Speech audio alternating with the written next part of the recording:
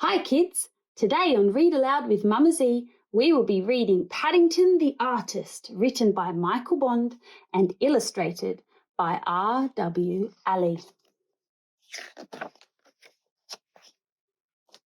One day, Paddington was out for a walk with his friend Mr. Gruber when they came across some paintings tied to the railings outside the park.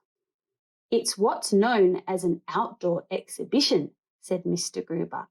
"They have one here every week when the weather is nice." "All the paintings are for sale," Mr. Gruber explained. "This one is called Sunset in Bombay." "I'm glad I don't live in Bombay," said Paddington. "It might keep me awake all night." "How about this one then?" said Mr. Gruber. "It's called Storm at Sea." Paddington suddenly wished he hadn't eaten such a big breakfast. "I feel sick," he said, and he hurried on to the next picture.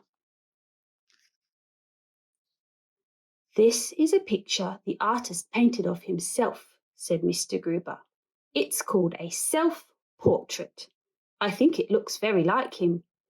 Paddington gave the picture a hard stare. "I don't think I'll buy any paintings today, Mr. Gruber," he said.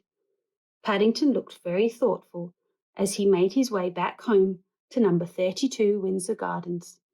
When he got there, Paddington collected all his paints and brushes from the room and went out into the garden. The next Sunday, when he and Mr. Gruber had finished their walk, Paddington led the way back towards Windsor Gardens. "I'm having an outdoor exhibition of my own this week, Mr. Gruber," he said. "This is meant to be a sunset in Windsor Gardens, only it took me quite a long time and it got dark before I could finish it.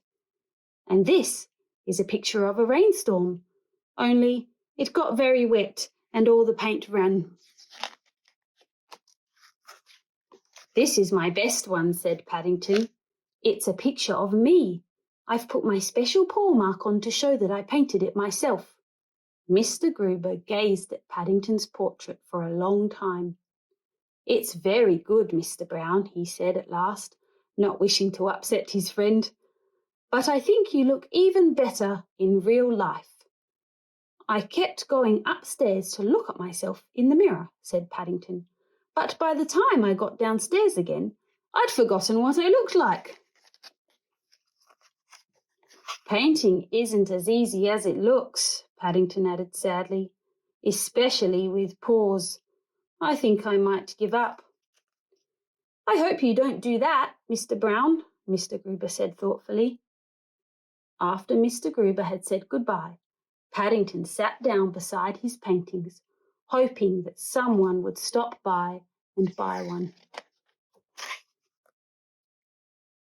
But it was a warm day and no one came past. In the end, Paddington fell asleep. When he woke up, Paddington found to his surprise that all his pictures had gone. But tucked inside his duffel coat, he found an envelope with his name on it. "Mr. Paddington Brown, 32 Windsor Gardens." And inside the envelope there was some money and a note saying thank you. If Mr. and Mrs. Brown recognized Mr. Gruber's writing, they didn't say anything.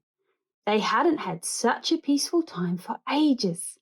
And the best of all, Paddington carried on painting, so everyone was happy. "I think I may paint a family portrait now," said Paddington. "That is, if I have enough paint left for all the smiles." The end.